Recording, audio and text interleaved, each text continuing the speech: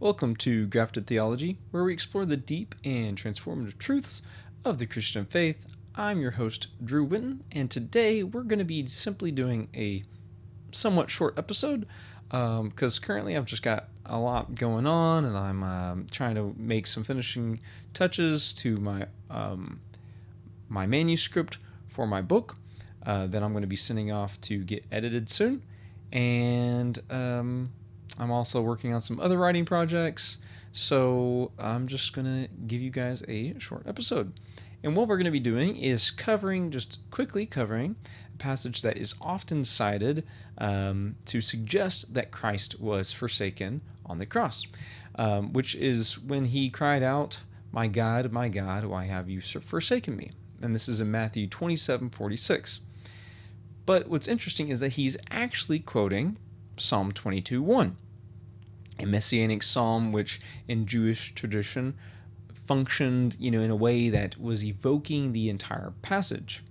So Psalm 22 vividly portrays the crucifixion, mockers surrounding him, piercing his hands and feet, soldiers casting lots.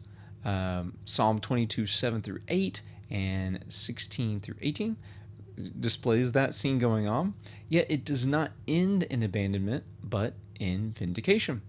For he has not despised nor abhorred the affliction of the afflicted, nor has he hidden his face from him.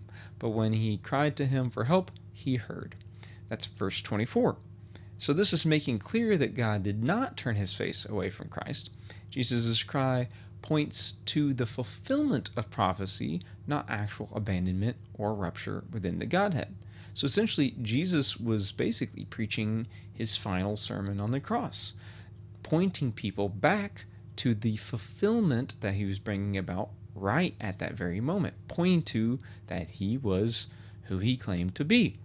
So such a rupture is not only absent from the text, but is incompatible with the broader witness of Scripture.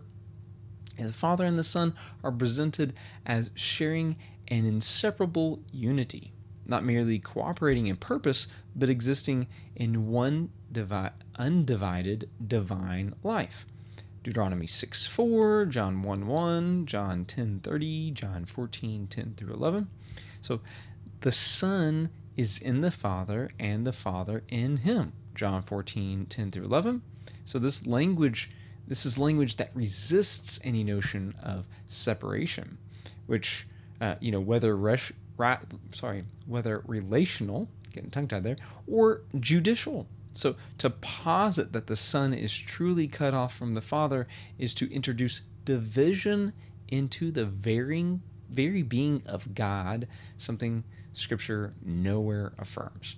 So if you posit that Christ was truly forsaken, that there was a break in their relationship in some fashion, then you have literally broken the unity of the divine life, and that ends up resulting into heretical territory. So I'd be very careful with that, because if you look at all the passages that point to their unity, and especially, like I said, in verse 24, it said that he had not been forsaken or abandoned.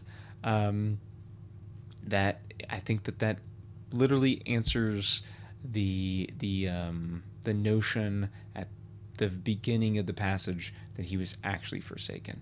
It seems to be that Christ was pointing to his fulfillment of that passage. So hopefully that was helpful. If you disagree with me, please feel free to comment or something, but always be charitable. The world is watching. We want to be able to deal with each other in truth and love. We don't want to become a stumbling block for others in our walk. So with that, I will be peacing out, and I'll catch you guys next time. All right, thanks.